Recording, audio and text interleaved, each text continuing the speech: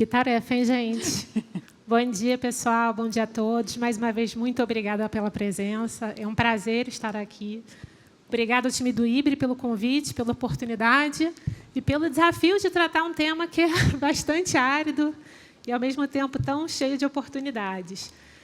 Perdoem já de imediato o meu nervosismo. É a primeira vez que eu tenho a honra de estar aqui no palco, no evento do IBRE, então é bastante representativo para mim. E, ao mesmo tempo, estar aqui com dois especialistas de peso, né? O Luiz Felipe, que é o diretor de Finanças e RI da Caixa, e o Felipe Casale, que é o diretor de Relações com Investidores da Raizen. Então, realmente, moderar um painel com esses dois senhores aqui é um desafio tremendo. Bastante já foi dito nos painéis anteriores e, particularmente, acho que o Pablo trouxe um posicionamento bastante interessante e fez uma perspectiva muito boa sobre o cenário atual.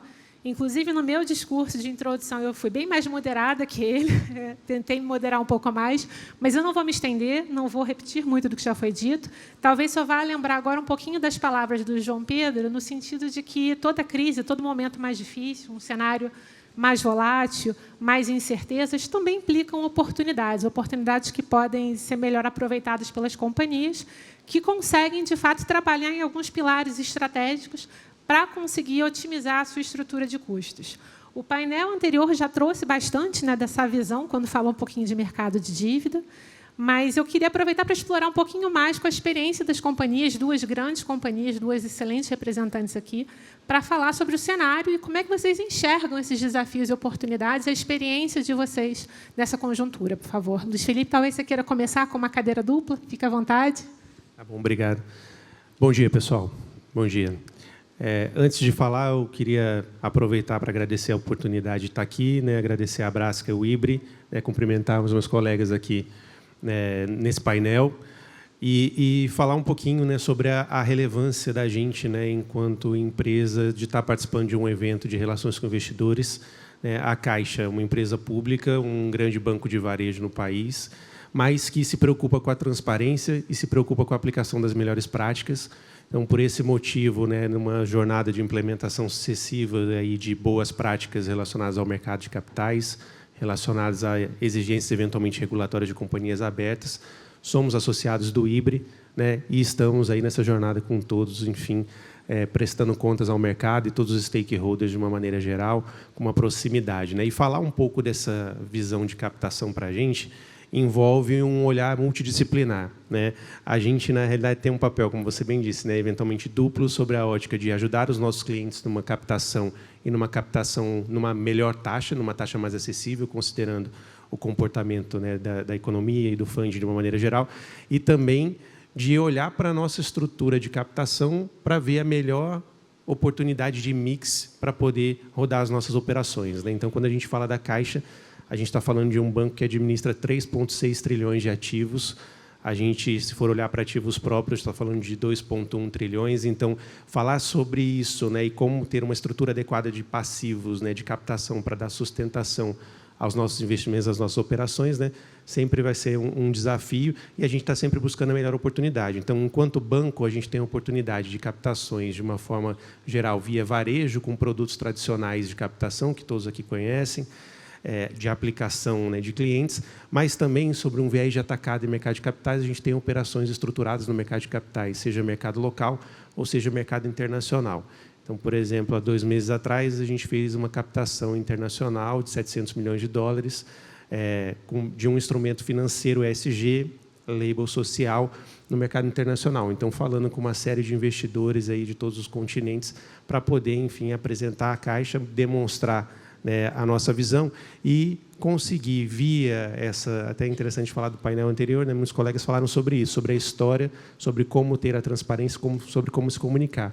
E, dentro dessa comunicação, a gente conseguiu alcançar aí, um volume, foi o maior volume de intenção de ordens para a instituição financeira de emissões desse ano, com a menor taxa. Então, numa taxa, para vocês terem uma ideia, né, a gente já tinha feito captações no mercado internacional. A última que a gente tinha feito tinha sido em 2014, então mais de 10 anos atrás, ou seja, uma ausência de contato com esse investidor, né? E aí a gente teve a oportunidade de uma aproximação e, dentro dessa emissão, conseguir construir uma história para captar com uma yield bastante interessante para a finalidade de aplicação do negócio. Então, acho que olhar para o custo, né, tem a ver com a aplicação. Então, sempre quando a gente vai pensar na dinâmica de captação e na dinâmica de implementação, a gente olha em qual projeto isso vai ser aplicado ou em qual estrutura de negócio vai ser aplicado, né?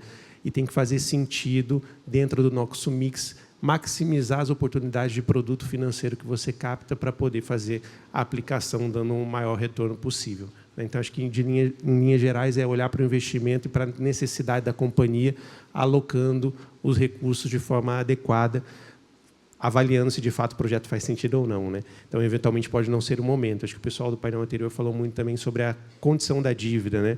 Então, a forma de olhar não só para o custo em si, mas para o fluxo de caixa e a oportunidade de maximizar o valor dessa aplicação para o projeto fazer sentido. Tá? Acho que, em linhas gerais, esse é o olhar que a gente coloca. Tá? E, sob a ótica do cliente, se eu fosse para o outro lado, é oportunizar, sobre a linha do crédito, a melhor taxa possível, mas a gente tem também assessoria financeira, a gente trabalha também com estruturação de dívida no mercado de capitais, a gente faz emissão de dívida para vários clientes, então a gente tem também essa aplicação buscando oportunidades em produtos, né, como debêntures, enfim, letra financeira, dependendo do nicho da companhia, então, FDICs, então a gente tem um portfólio onde a gente consegue auxiliar também os clientes a buscarem tipos de captação que façam sentido para aquela aplicação e para aquele projeto. Tá joia. Muito obrigada, Luiz Felipe. Felipe, por gentileza. Bom dia a todos. Obrigado pelo convite também ao IBRE, à Brasca. Acho que a gente, na Raizen, para quem não conhece, a companhia foi formada em 2011, uma JV entre a Cosan e a Shell, e cresceu de forma muito rápida nos últimos anos. Hoje é a quarta maior companhia em faturamento, mais de 250 bilhões de reais por ano em faturamento.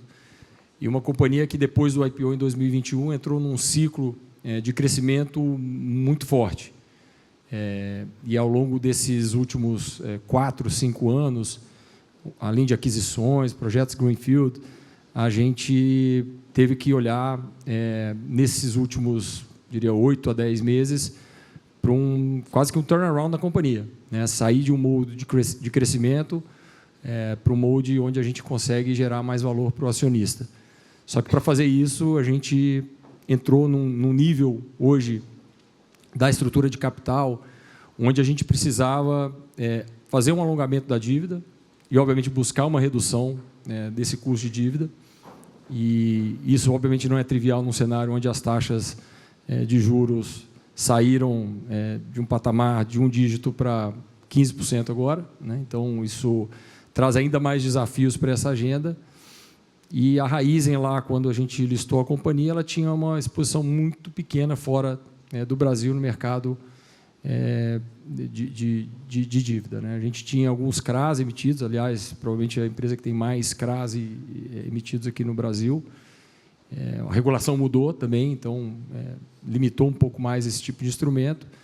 Mas a gente decidiu, lá em 2021, começar um esforço com o mercado internacional para, eventualmente, aproveitar janelas que pudessem trazer oportunidades para a gente ir a mercado, né? Então, a nossa alavancagem, só para dar alguns números aqui, saiu de 1,3 vezes dívida líquida EBITDA para um pouco mais de 3 vezes agora, né? Então, um cenário onde também a gente teve desafios operacionais que contribuíram para uma redução do EBITDA, e, com isso, aumenta também o desafio nessa relação com os bondholders e com os detentores de dívida, de você manter a turma bastante alinhada com quais são os planos da companhia, né? Então, foi um processo legal aí. A gente pode discorrer um pouco mais ao longo do nosso papo aqui, mas esse é o momento hoje da Raizen, onde a gente está buscando esse alongamento da dívida, redução do custo de dívida, olhando para vários instrumentos, seja de dívida ou até instrumentos de capital de giro, que são eram muito favoráveis até a implementação do IOF, como, por exemplo, no risco sacado, que inviabilizou a operação. Então, foi mais um desafio recente que a gente teve aí, de, em alguns dias, captar quase 6 bilhões de reais para poder suprir uma troca de operação que a gente teve que fazer por conta dessas volatilidades, vamos dizer assim, que acontecem sempre no mercado, né? A última foi o IOF, sobre as operações de risco sacado.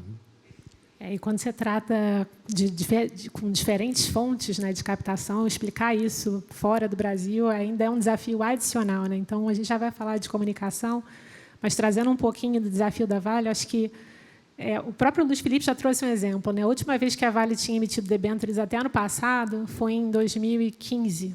Ou seja, a gente passou por um hiato de 9 anos até a gente ter uma nova emissão. Ano passado, a companhia emitiu 6 bilhões em debêntures simples. E esse ano ela teve uma emissão adicional de 6 bilhões, dessa vez em debêntures de infraestrutura.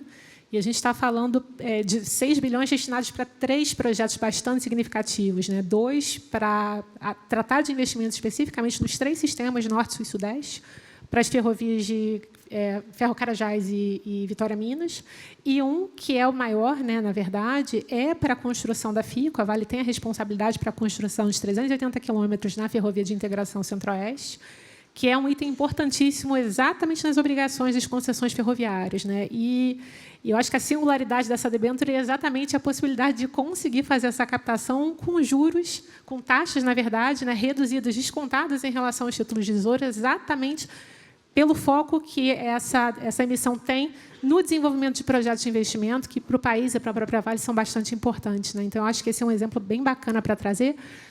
E é algo que talvez a gente precise, inclusive, comunicar um pouco mais, né? Diferentes estratégias nessa redução de captação. E eu queria ver exatamente o papel da comunicação e o papel do RI nessa comunicação, especialmente de indicadores de endividamento, a experiência de vocês e as recomendações de vocês, por favor. Se puder começar, Felipe. Eu começo. Como eu falei, né, a gente decidiu, antes de ir ao mercado, começar a participar mais de eventos. Então, o Caio mencionou aqui a conferência, né, do Bank of America. Essa é uma que a gente vai, né, desde que a companhia foi listada, mesmo sem tendo um instrumento, um bonde muito pequeno emitido, né? E por quê? Porque a gente sabia que uma hora a gente ia querer acessar esse mercado e precisaria acessar esse mercado, e foi muito mais fácil durante o processo do IPO, porque todo mundo já conhecia a companhia, você chega mais quase que para uma atualização, não precisa nem de apresentação direito, né? Você faz a apresentação lá para deixar mais no Net Roadshow, mas nas interações você consegue direto para um papo mais rápido ali sobre a companhia, mais direto sobre a companhia, e isso facilitou muito o processo. Então, a gente vai nessas conferências, tem pelo menos 3 aí mais conhecidas fora do país, que são 100% dedicadas para a renda fixa. Então, planta uma sementinha ali, e ali você vai conversando, o pessoal vai conhecendo. Tem, obviamente, também eventos para empresas não listadas, que também ajuda, né, dependendo da empresa, para poder conhecer esse mercado. Né, dentro das, sei lá, top 5 regras de RI aí está sempre presente, né? Momentos bons e momentos ruins. A gente fez uma captação em fevereiro desse ano, foram quase 2 bilhões de dólares em Green Notes, e com prazo de 30 anos e de 10 anos. E quando foi agora em maio, a gente foi nessa conferência. E da emissão para cá, a gente reportou um prejuízo no ano de 4 bilhões de reais. Então, não necessariamente os bondholders estavam esperando, mas nós fomos lá para explicar o que aconteceu, o que está sendo feito, o que dá para esperar daqui para frente. Então, está sempre presente, né? E, de novo, isso é uma das principais regras ali do RI, né? Momentos bons e ruins. Foi fundamental, né? E é engraçado que eu achei que ia tomar porrada de todo lado, o pessoal estava perguntando, e aí, vai ter mais emissão? Então, a gente tem que estar sempre construindo essa relação para poder aproveitar os momentos de mercado, e, obviamente, a transparência tem que prezar nesse momento também de explicar, né, o que está acontecendo com a companhia e o que esperar, que acho que previsibilidade é bom para essa turma também, né, dentro do que a gente pode falar de futuro, né? Legal. Excelente, concordo com o Felipe. Eu acho que, assim, sob a ótica do RI, comunicação, dar perspectiva e ter consistência é muito importante para o investidor. Então, o que a gente tem percebido, né? A gente começou um incremento, uma evolução muito grande no nosso RI a partir de 2021, e a gente tem uma estratégia de comunicação dentro das nossas peças de divulgação. Essa peça de divulgação ela tem que comunicar o que é a companhia, ela tem que traduzir o nosso DNA. né? Se fosse fazer um paralelo, né, se fosse pedir para cada um de nós aqui, para cada um se apresentar, ninguém vai conhecer melhor você do que você mesmo, né? É a mesma lógica com a companhia. Ninguém vai conhecer melhor a companhia do que nós, que estamos contando essa história. E a gente precisa traduzir isso para o mercado. E como a gente traduz isso para o mercado importa. E faz diferença no preço, faz diferença na captação, faz diferença na nossa reputação. Então, dentro da nossa estratégia, a gente olha para as peças que a gente tem e a gente busca comunicar, de fato, o que é a identidade do banco, o que, de fato, acontece, qual é o tamanho, qual é o impacto, o porquê de existir. E essa narrativa ela tem que ser consistente. Para poder, né, voltar ao mercado de capitais, a gente fez, né, a implementação desses documentos contando a nossa história. A gente construiu um framework de sustentabilidade com os nossos KPIs, com a nossa visão de implementação relacionada à sustentabilidade. A gente fez um Non-Deal Roadshow em 23 na Europa, fizemos um Non-Deal Roadshow em 24 nos Estados Unidos. E quando a gente foi fazer o nosso Roadshow agora, 2 meses atrás, isso ajudou bastante, assim, a consistência, a previsibilidade e a comunicação. Por quê? Porque a gente está contando a mesma história. A gente está contando a história do que é a companhia e de como as coisas estão acontecendo e como é que a gente impacta, como é que a gente dá resultado e como é que a gente é um bom lugar para se investir, porque a gente consegue aplicar de forma adequada aquele recurso. Então, quando a gente fez o Roadshow, por exemplo, além de se reunir com diversas casas, foram dezenas de casas, foram 3 dias de Roadshow, a gente fez mais de 55 casas em 3 dias, mas a gente teve ordens de mais de 150 investidores no mundo. Por quê? Porque, além das reuniões que a gente fez, a gente deixou também uma gravação específica, onde outras casas puderam assistir, né, aquela gravação, e, se não tivessem dúvida, não vinha para o Q&A ou não tinha a rodada de discussão com a gente. E, além disso, né, a gente percebe que vários investidores que voltaram a acompanhar a gente de 2023 para cá se sentiram confortáveis apenas em ver a atualização, igual o Felipe falou. A gente leva a atualização, e, a partir dessa atualização, ocorre uma reunião de Q&A. E não necessariamente, né, vai surgir alguma dúvida. Por quê? Porque aquele investidor voltou a te acompanhar e ele passou a entender de novo a tua história e o porquê da aplicação, e enxergar a oportunidade de investimento, né? Então, eu acho que, olhando sobre o aspecto do RI, do nosso papel, ter essa comunicação clara, com uma estratégia que, de fato, transmita o que é a companhia, faça chuva ou faça sol, né? Então, na saúde ou na doença, né? Em todos os momentos. Então, essa visão da gente conseguir transmitir para o mercado ela é muito importante, porque isso agrega confiança. E o mercado precisa de previsibilidade. Ele precisa entender. E a transparência, né, o nosso papel de tradução com a transparência, eu acho que é o que agrega o valor na última ponta para esse investidor poder ter a confiança de investir nas nossas companhias, né, e a gente, sim, ter oportunidade de novos pontos aí de captação com melhores taxas. Perfeito, muito obrigada, Luiz Felipe. Aproveitando alguns ganchos de vocês falaram em previsibilidade, transparência, e eu queria tocar exatamente na ideia de uma gestão disciplinada em finanças, né? Especialmente a entrega daquilo que se promete para o mercado, o cumprimento dos guidances reiteradamente. Como é que vocês veem esse track record e o papel desse track record na redução do custo? É óbvio que passado não é garantia de futuro, né? Mas talvez essa construção de confiança perpasse para que a gente alcance essa previsibilidade que você está falando. Eu queria ouvir um pouquinho mais. Se puder começar, eu acho que o investidor de renda fixa, não sei quais de vocês aí já têm um pouco mais de relação com essa turma, eles são muito superficiais, né? Eles têm pouca profundidade ali, da companhia. Um ou outro, obviamente, vai ter um pouco mais. A gente até brinca, pô, esse cara parece de equity, né? Mas é um cara de renda fixa.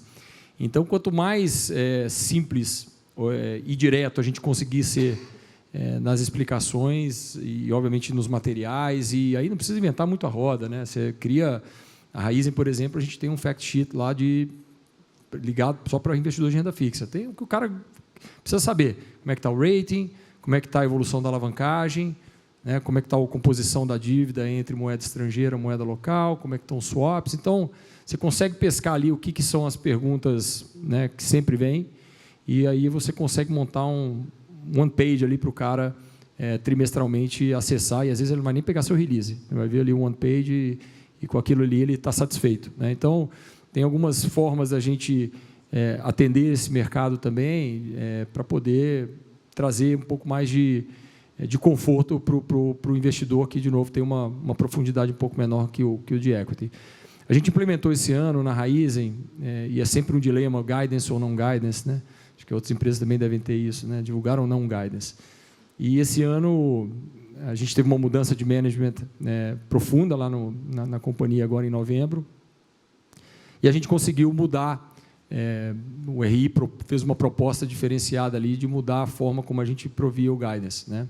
Ao invés de dar um número, né, cru ali, que seja um range, com o que a gente espera para o ano, a gente fez um plano operacional de investimentos, onde a gente dava premissas, e são premissas básicas, mas que, compondo elas, o mercado chegaria num número muito próximo do que a gente espera chegar. A gente fica mais, obviamente, um negócio ou outro negócio tem um pouco mais de volatilidade, vide preço de petróleo, por exemplo, que afeta indiretamente a Raízen, né? A gente tem mais flexibilidade para, lembra dessa premissa? Então, se essa premissa for assim, o resultado vai ser desse jeito, se for abaixo. Então, isso também traz mais inteligência para o investidor, e aí seja de equity, seja de renda fixa, para poder ter uma melhor previsibilidade. Aí, se você conseguir soltar, né, uma análise de sensibilidade também ajuda. Então, acho que são ferramentas que são até comuns ali ao mercado, né, de capitais para equity, que podem ser usadas para renda fixa também, né? Pessoal, na verdade... Pode falar, por favor. Não. Fica à vontade. Por gentileza. Não quer complementar? Não, fica à vontade. Não, eu ia complementar o que o Felipe falou, assim, no seguinte sentido, né? Eu acho que a gente já estava falando um pouco sobre comunicação, transparência, consistência, né? Então, saber contar a história e levar a informação. Estar presente, né, em comunicações recorrentes, acho que faz parte também. Mas quando a gente olha, né, acho que até um pouco para o passado, a gente via muita discussão de profissionais de RI falando o seguinte, né? Somos agentes de compliance, né? Ou a discussão era muito forte nesse sentido. Acho que isso acabou, né? Acho que a gente tem que ser agentes que entendem a companhia de fato, que olham para a estratégia e conseguem olhar de forma transversal para aquilo que está acontecendo. Então, o profissional de RI ele tem que entender da estratégia da empresa, ele tem que entender do orçamento da empresa, ele tem que entender dos projetos da empresa e traduzir isso em comunicação. Comunicar para engajar o investidor e para dar essa confiança, né? Então, tem vários tipos de reporte que a gente consegue fazer para traduzir isso, né? Lá no banco, a gente trabalha não só com as divulgações trimestrais ou com os relatórios específicos, como análise de desempenho, que vai dar uma cor maior para números financeiros, ou para o relatório de administração, que vai dar uma cor maior para a estratégia, mas a gente tem também relatórios de risco específico que são publicados, relatório de sustentabilidade e um relatório integrado, que eu acho que é bastante interessante, porque o relatório integrado ele tem uma oportunidade de traduzir, de fato, o impacto que a empresa tem para a sociedade e para a sua finalidade, para a sua missão, para o seu objetivo social. Então, no final do dia, por meio desses relatórios, você consegue engajar mais o investidor na tua história e no teu resultado, porque ali você traduz o teu impacto. Quando a gente fala da emissão agora a gente vai passar a emitir um relatório, então estamos elaborando, né, um relatório novo, que vai mostrar os KPIs e os compromissos que a gente fez no nosso bond social e como eles estão se comportando à luz do framework de sustentabilidade que a gente publicou, né, no ano passado. Então, na realidade, esse conjunto de informações eles vão traduzir. Lá no banco, a gente optou por também fazer a publicação de guidance há 2 anos, né? Então, em 2023, a gente passou a publicar guidance e atingiu essa maturidade de discussão, exige uma maturidade de discussão. Isso dá uma perspectiva interessante para os debates e para você começar a se justificar, não, né? Vamos chamar de prestar contas, né? O prestar contas e saber prestar contas em relação à dinâmica do negócio é importante, né? Por quê? Porque a parte interessada ela precisa saber o que de fato está acontecendo e por que, eventualmente, você não está atingindo, ou está superando, ou está abaixo de determinado indicador. Então, ele pode ser numa range, como o Felipe falou, eventualmente não traduzido da melhor maneira, mas acho que a composição dos relatórios e dessa dinâmica de contato é o que vai traduzir, porque a gente precisa entender qual, de fato, é a parte interessada. Então, se é um investidor de renda fixa, é uma abordagem. Se ele é um investidor de equity, né, ou se ele é um investidor... se ele é um fiscalizador, é uma outra abordagem. Se ele é um institucional, uma outra abordagem. Então, entender o stakeholder e ter a mensagem adequada para cada um desses papéis, né, acho que faz a diferença, porque a composição das peças vão traduzir informações que, às vezes, interessam mais para um nicho, né? Então, essa coordenação é relevante. Senhores, infelizmente, 30 minutos passaram muito rápido. Mais uma vez, muito obrigada por compartilhar esse conhecimento. Acho que a gente teria muito mais perguntas aqui para fazer. Eu ia pedir, nesses momentos finais, para os senhores passarem suas recomendações, assim, topo de cabeça, para quem enxerga em um horizonte de 12, 18 meses no desafio de reduzir custos de captação, por favor. Bom, acho que obviamente, sempre preparar a companhia para atender o público de renda fixa. Então, pensar nas métricas, pensar nos relatórios de forma até mais simplificada. Ninguém mais aguenta aqueles relatórios de 500 páginas. Né? Então, às vezes você vai fazer o de 500 páginas, mas faz um resumo, né? Ou cria um painel de KPIs e de métricas para que, obviamente, seja mais fácil do investidor acessar. Eu ia fazer uma pergunta aqui, não sei se dá tempo, mas é coisa rápida. Quem já fez um targeting de renda fixa? Difícil, né? Mas faça um targeting também de quais são os instrumentos que a companhia, né, poderia eventualmente emitir, quais são os investidores que vocês poderiam atingir, porque também tem uma segregação ali do público de renda fixa que olha para empresas que têm investment grade, que olha para empresas que têm projetos verdes, né, o green financing. Então, você desenvolve ali também uma estratégia de qual público você vai atingir para ser mais efetivo na parte de renda fixa. Né? A gente fez isso lá e deu muito certo. Né? Então, e aí, obviamente, os mesmos conceitos que a gente usa para atender o investidor de equity, a gente usa para atender o investidor de renda fixa, com a cabeça de ler bem o interlocutor, né? Porque esse cara, como eu falei, normalmente é um pouco mais generalista, então não adianta também entrar muito no detalhe que você vai perder o cara na conversa, e isso vale, obviamente, também para esse público de renda fixa. Né? Então, faria algumas ações ali, né, até simples, para poder buscar atingir investidores, né, ligados a instrumentos que a companhia, obviamente, possa emitir ou tem interesse de emitir e estar perto dessa turma. Acho que é o jeito mais simples e mais assertivo de buscar uma redução no custo de dívida e obviamente, torcer para um CDI aí ir para baixo em algum momento nos próximos meses. Né? Legal. Acho que, para complementar o Felipe, né, eu diria assim, a gente está num universo bastante dinâmico. Cada setor vai ter uma realidade. Eventualmente, na crise, existe oportunidade. Né? Tem setores que, na crise, ganham muito dinheiro. Então, mas acho que é importante a gente olhar para o nosso negócio e ter um painel das nossas fontes de usos e recursos, né? Ou seja, da nossa dívida, nosso passivo, de uma maneira geral, e essa aplicação. Acho que a gente tem que estar atento às oportunidades de transição de dívida, de troca de dívida, de aplicação de recursos de forma adequada em projetos, considerando o fluxo de caixa, porque, eventualmente, o custo da dívida pode estar alto, mas o retorno que você vai atingir com o novo investimento, ele supera. Então, você tem oportunidade. Né? Então, eu gosto de falar sempre isso. Né? Mesmo na crise, a gente tem oportunidade, tem que olhar e entender a dinâmica das nossas dívidas e a aplicação em projeto para a gente poder ser mais assertivo possível e maximizar o retorno. Acho que isso é um ponto. Outro ponto que a gente falava é sobre a consistência da comunicação e dessa transparência e o contato, a forma de você estar sempre presente. Né? A gente, lá no banco, por exemplo, a gente passou a falar muito mais de ESG, né, de uns anos para cá. Só que a Caixa ela foi uma instituição criada por natureza ESG. Ela foi criada para os escravos depositarem os seus dinheiros para comprarem a sua alforria. Então, ela tem um DNA social muito forte, um DNA ambiental muito forte. Então, para além dos pactos, para além dos 800 bilhões de carteira sustentável que a gente tem, numa carteira de crédito de 1 trilhão e 300, acaba que o comunicar isso precisava, né, de um pouco mais de cor. Então, a identidade dessa comunicação ela vai engajar mais e trazer mais oportunidade, novas fontes, novos bolsos de investidores para a gente poder aplicar. Então, olhar atento às dívidas, a composição e oportunidades de mudança e transparência constante com comunicação assertiva. Acho que isso ajuda, né? Acho que faz com que o RI consiga cumprir o seu papel de engajamento de investidor para angariar mais recursos. Né? Em linhas gerais, é isso. Excelente, senhores. Muito obrigada mais uma vez. Obrigado. Obrigado, eu que agradeço. Obrigado, pessoal.